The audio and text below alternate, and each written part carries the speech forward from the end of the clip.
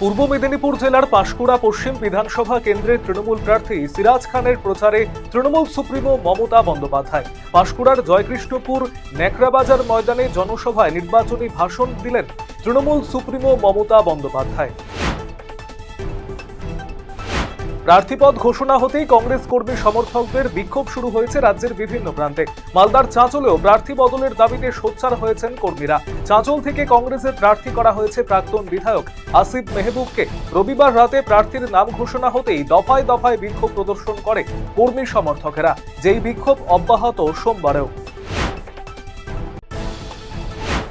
হুটখোলা গাড়িতে চেপে চাকুলিয়ার শাহপুর পঞ্চায়েতের বিভিন্ন এলাকায় সোমবার রোড শো চাকুলিয়া বিধানসভা কেন্দ্রের তৃণমূল প্রার্থী মিনাজুল আরফিন আজাদের। এদিন হুটখোলা গাড়িতে চেপে কর্মী সমর্থকদের নিয়ে বিদ্যানন্দপুরের বিভিন্ন এলাকা পরিক্রমা করেন প্রার্থীর সমর্থনে আয়োজিত হয় বাইক র্যালিও। মানুষের সঙ্গে কথা বলে ভোট প্রার্থনা করেন তিনি।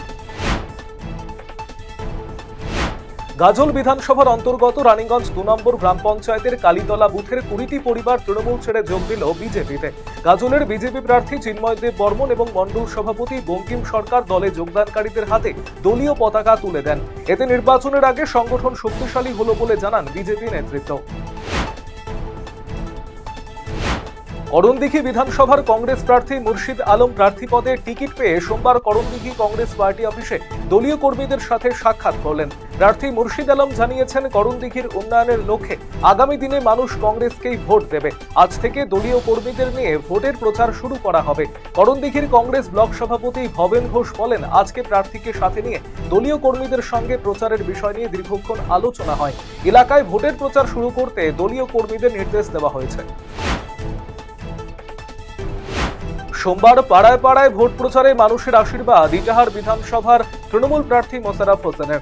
এদিন ইটাহারে কোথাও ছোট ছোট কর্মী সভা, আবার কোথাও পায়ে হেঁটে সাধারণ মানুষের সঙ্গে জনসংযোগ করে ভোটদানের আহ্বান জানান মোশাররফ হোসেন। শিলিগুড়ির গুরুং বস্তি 1 নম্বর ওয়ার্ডে নাবালিকার অস্বাভাবিক মৃত্যুর ঘটনায় অভিযুক্ত আমির আলীকে শিলিগুড়ি আদালতে পেশ করা হলো সোমবার। এই ঘটনাকে কেন্দ্র করে এলাকায় উত্তেজনা ছড়িয়ে পড়ে। অভিযুক্তের কঠোর শাস্তির দাবিতে মৃত নাবালিকার পরিবার এবং স্থানীয় বাসিন্দারা ফাঁসির দাবি তুলেছেন। আদালত এদিন 7 দিনের পুলিশি হেফাজতের নির্দেশ দেয় ধৃতের বিরুদ্ধে।